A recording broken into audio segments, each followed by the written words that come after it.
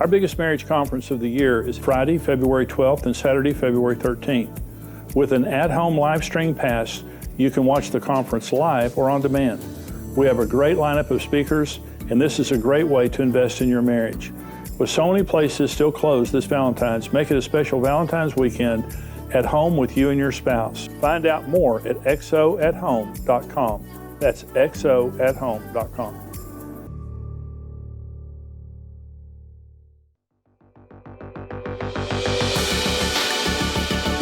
Hello, welcome to the Marriage Today podcast, and I'm here with my precious husband, Jimmy.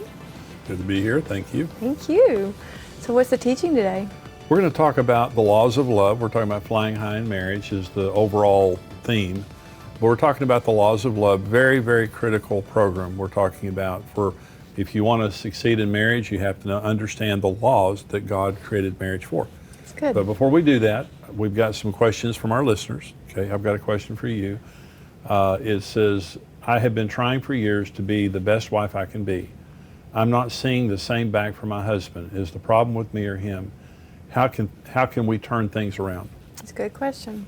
I know a lot of women struggle with this because one spouse wants to do the right thing and the other one's just, they become lazy or indifferent, selfish, whatever reasons. And in this situation, I don't know the specifics, so it's hard. I would highly recommend counseling. Yes, I think absolutely. it's time. This is a time when they need to get counseling because after a while, it's going to probably do more damage to her, Right. because just the emotional, trying to stay positive can wear on anybody, and so I would highly recommend getting some counseling probably. Yeah, absolutely. I hear from so many women like this that we do, that they're just doing the best they can and their husband's distracted.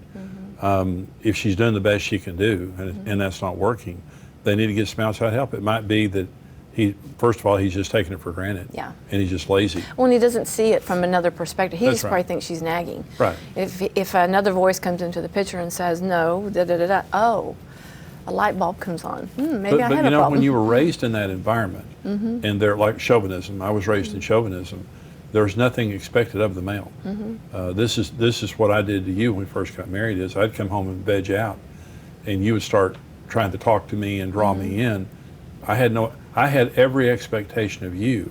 I had no expectation of me. Well, I think there's husbands, though, that really don't get it. They just don't get it. Well, sure, absolutely. They're not even chauvinistic. It's like, Real selfish. well, it's something that hasn't clicked in them. And I think that's why the counseling would be good. Okay. Okay, I'm going to read to you. All right. My wife and I no longer have any passion for one another. I'd like her to be more energetic inside and outside of the bedroom, but nothing changes. Can we get the passion back? If so, how? Absolutely.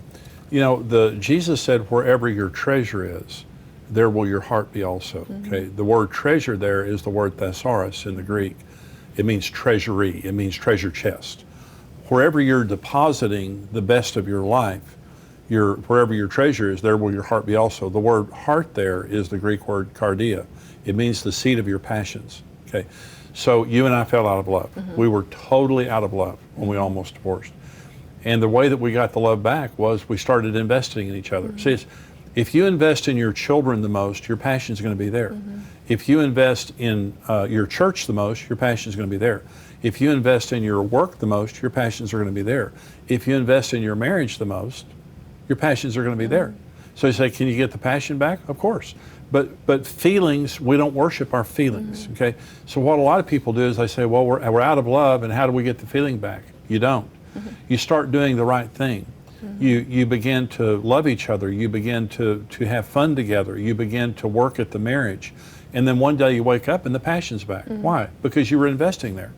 And so don't wait for your emotions to dictate to you, because you'll never do the right thing.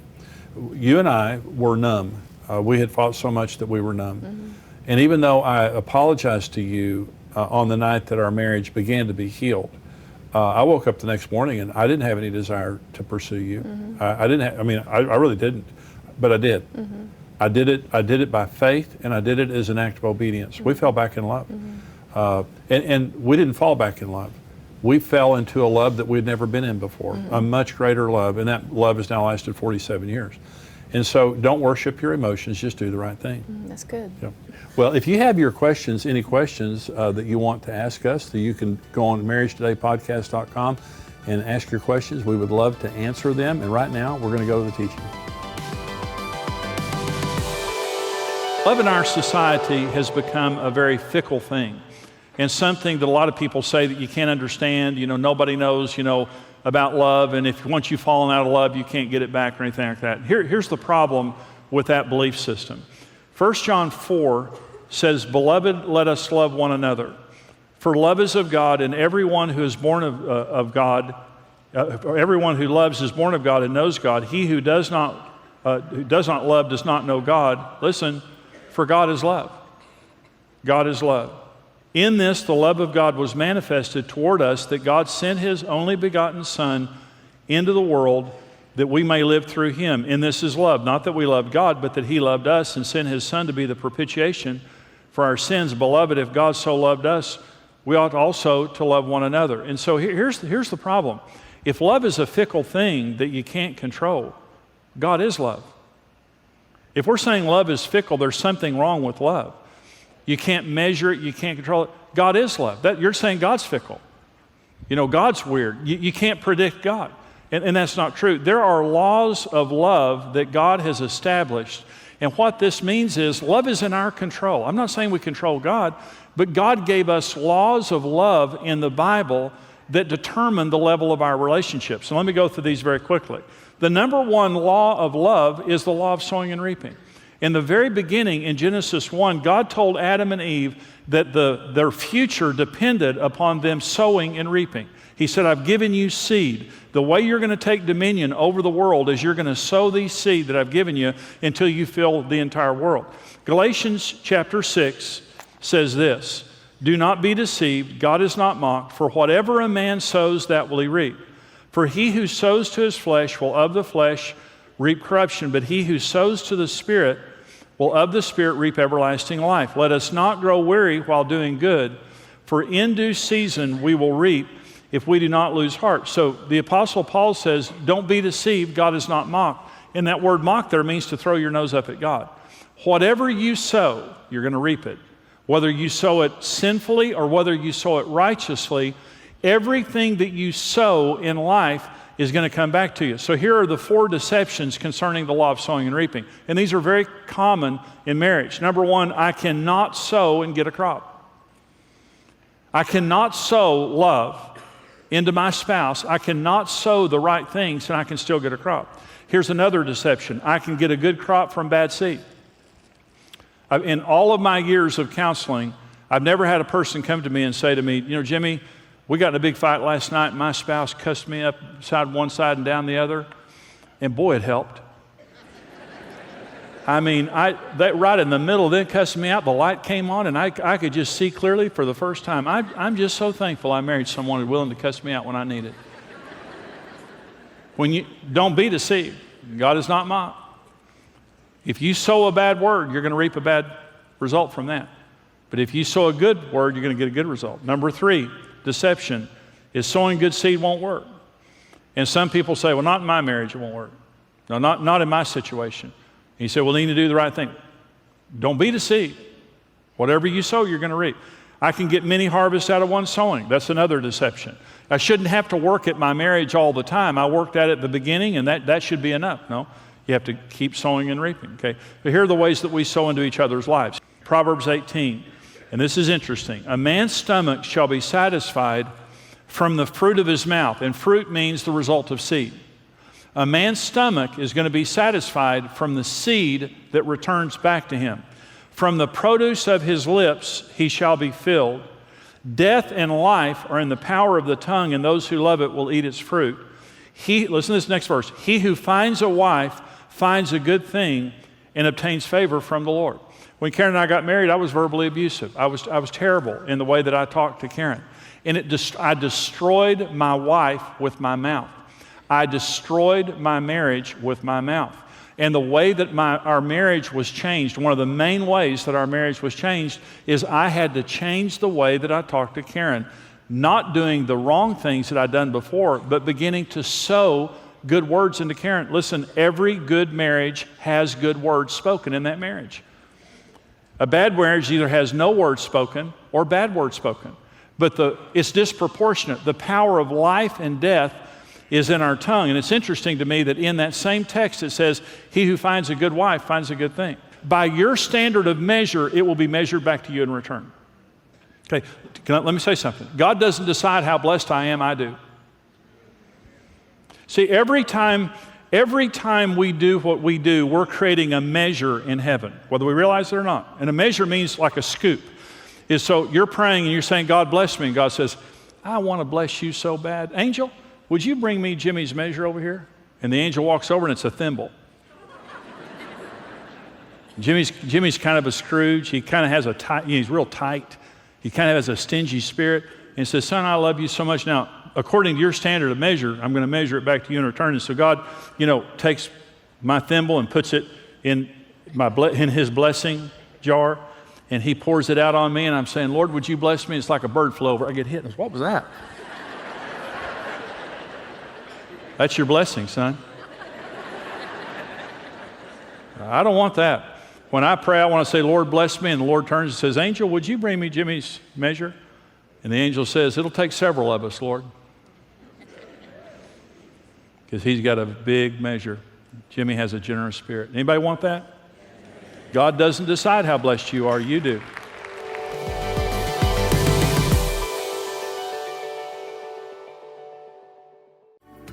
Romance is one of the most misunderstood aspects of the marriage relationship, but it's absolutely critical. For a marriage to be vibrant and dynamic, you must have romance present in the relationship every day. As a Marriage Today podcast listener, we want to give you a free ebook that is an excerpt from my new book, The 4 Laws of Love. The free ebook is called The 4 Elements of Romance, and you can get it now by texting Marriage Today, one word, to 31996. Get the free ebook now by texting Marriage Today to 31996. We definitely encourage couples to have a regular date night, but during this time, many of us have had to get a little creative with date night. Our sponsor, Unbox Love, is here to help make date night easier. They want to bring date night home. Every month, the Unbox Love team put their heads together and comes up with an awesome date. They plan activities that allow couples to learn about each other, experience something new together, and make memories that will last. Then they wrap all of that up in a box and send it to you. Each date is built on a theme. Past themes have been a trip to Italy, 90s date night, and pirate themed. In the date night box, you'll find a game or activity to do together, curated snacks from unique vendors. You'll also find ideas to continue to stay connected, like sticky notes to leave your spouse. Be intentional with your marriage and keep the spark alive as you date your spouse. Let Unbox Love help. This holiday season, you can also give the gift of connection to a couple you love with Unbox Love. As a listener of the Marriage Today podcast, Unbox Love is giving you 10% off. Just visit unboxlove.com/marriage. That's unboxlove.com/marriage. So if you want it to be returned back to you, watch your spirit, because you're exchanging whether you realize it or not. The third seed is me seed. I'm sowing myself. God didn't give us something, He gave us Himself. In the early years of our marriage, Karen didn't have me. And when I came in from working and playing golf and I was exhausted and not talking, she wanted me. She didn't want me sitting in the living room not communicating and tired and not giving. She wanted my heart. Karen fought for my heart and always has, and I appreciate that about her. God gave us Himself. We love God because God gave us Himself. Number 4, the law of return. All seed has a germination period and will return in a harvest in due season. Galatians 6. Don't be deceived, God is not mocked, for whatever a man sows, that will he also reap. And then it says in verse 9, in due season we shall reap if we do not lose heart. Well, I had a man in counseling came in and he said, Jimmy, I've been a jerk, I've been terrible to my wife, and now she's wanting to divorce me and everything. And he says, but I want to keep her. And I said, okay. So I talked with him about, how he could go home. I said, go home, tell your wife you're sorry, repent to her. So I did that. And I said, good, well, just go home and meet her needs and love on her. And and show her that you're a changed person. And I said, well, come back and see me in a week or two. So he came back to see me the next time. He said, we're just going to go ahead and get a divorce. And I said, why? And he said, I tried that for a week and it didn't work. Well, in due season. All seed has a germination period. And farmers have to be very patient. When you sow, you may be going through a difficult time in your marriage. And a woman wrote us a letter and she said, my husband and I are going through a terrible time. And he shut down communication, and it wasn't because of her, it was because of something else that was going on in his life. He went into depression, kind of went into a shell, and she said, I realized the only way to him was through sex. And she said, and I decided, rather than getting mad and withdrawing, I was going to sow into his life sexually, because it was my only point of contact with him. And her story was, it took a period of time, but her husband came out. Their marriage is better than it's ever been because she was a wise woman who, through a difficult period of time, kept sowing into her husband rather than getting her feelings hurt and walking away. Farmers have to be patient. All seed has a due season. And when you're doing the right thing, when you're sowing, your spouse isn't doing what you're doing. They're not as interested as you are. But you're sowing into your marriage. This is what Karen did. You sowing into your marriage. You're sowing into your marriage. The devil will come to you and say, there's no hope for you. You need to get out of this. They're never going to change. Do not be deceived. God is not mocked. Whatever a man sows, that's what he's going to reap. In due season, you're going to reap. Don't grow weary in well-doing. That's why the devil comes to discourage us, is he wants us to believe that it's not going to work for us. There was a woman that I worked out at a place for years, and there was a woman that sat at the front counter of this place, and she had the personality of a rattlesnake. And that's, I want to apologize to all the rattlesnakes, because she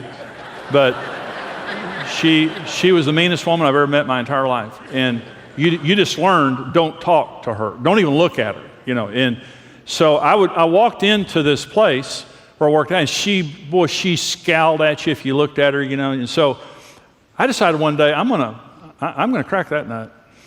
And it annoyed her a lot. But every day when I walked in and patted the counter in front of her and said, how are you doing today? And she gave me a dirty look. And every day when I walked out, I walked by and patted the counter and I said, bye, I'll see you tomorrow. Never looked up, never said a word. This went on for years. And, oh yeah. One day I was running late and I was trying to get home, and I was walking out the door to go home. And I had my hand on the front door, and as I was pushing the door out, I heard these words, goodbye, Mr. Evans. And it was her. The meanest woman I ever knew. I sowed kindness into her, and she didn't sow it back to me. But years later, she spoke a kind word. I don't know what happened to that woman in her past, but probably something really terrible. It's probably some man hurt her very deeply. And my words were sowing kindness back into her. Don't grow weary in well-doing. In due season, you're going to get it back if you don't lose heart, if you don't lose faith in God. Law number 5 is the law of grace. Now listen to this very quickly. 2 Corinthians 9. This I say, he who sows sparingly will also reap sparingly. He who sows bountifully will also reap bountifully. Let each one give as he purposes in his heart, not grudgingly or of necessity, for God loves a cheerful giver. God is able to make all grace abound toward you, that you, always having all sufficiency in all things, may have an abundance for every good work. Paul is taking an offering here for the saints in Jerusalem. And he's saying, if you sow bountifully, you'll reap bountifully. If you sow sparingly, you'll reap sparingly. For God is able to make all grace abound toward you, so that you, always having all sufficiency in all things, would have an abundance for every good work. Well, Karen and I, there have been times that we've given offering to the Lord that we wanted a financial harvest to come back from that. And we were believing for that, and we've seen miracles in that regard. But there came a point in our lives where we didn't need a financial miracle. We were giving an offering, but we needed a different grace. And we have 5 grandchildren, and 4 of them were born after years of waiting on them because of infertility. And Karen and I remember when we gave offerings to the Lord where we were sowing, and we said, we don't need money, Lord. We're believing for a harvest for a grandchild. We pray that you'd help both our daughter and son-in-law and our son and daughter-in-law when they were dealing with infertility. And we have 5 grandchildren. We have a bonus child. We have a bonus baby. And but I need honor. I need sex. I need Karen to be my buddy. And I need domestic support. Karen needs security. She needs communication. She needs soft, non-sexual affection. And she needs leadership. See, I don't need what she needs. But here's what God promises. When you give graciously to meet a need that you don't have, God will return that in the grace that you need. See, the people that Paul was taking the offering from, the Corinthians, they had money. The saints in Jerusalem didn't have money. So he was saying, out of your abundance, give so that we can meet their need. They gave money. And here's what Paul promises. God's able to return that to you in the grace that you need. You may need the grace of health. You may need the grace of prosperity or promotion. You may need whatever grace that you need. So when I come to Karen, and this is what I did when we first got married, I rejected her because she was different than me. And I was not willing to give her the grace that she needed, believing that when I sowed into her, that God was able to meet the grace that I needed. And so when you meet each other's needs in marriage, it's the law of grace. If I want my needs met, I need to meet somebody else's needs. Hey, this is Brent Evans with XO Marriage, and I want to thank you for listening to the Marriage Today podcast. We believe your marriage has a 100% chance of success if you do it God's way. If you enjoyed today's teaching and want to keep learning, hey, subscribe to the Marriage Today podcast and take some time to leave us a review. Your reviews help us spread the word and can encourage someone else in need. For more great marriage content, check out xomarriage.com, where you can see all of our marriage building resources, articles, and live events.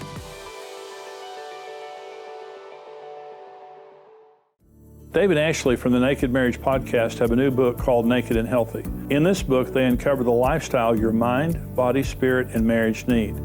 They share their own health and marriage battles to reveal why your personal well-being and the health of your marriage are inextricably connected.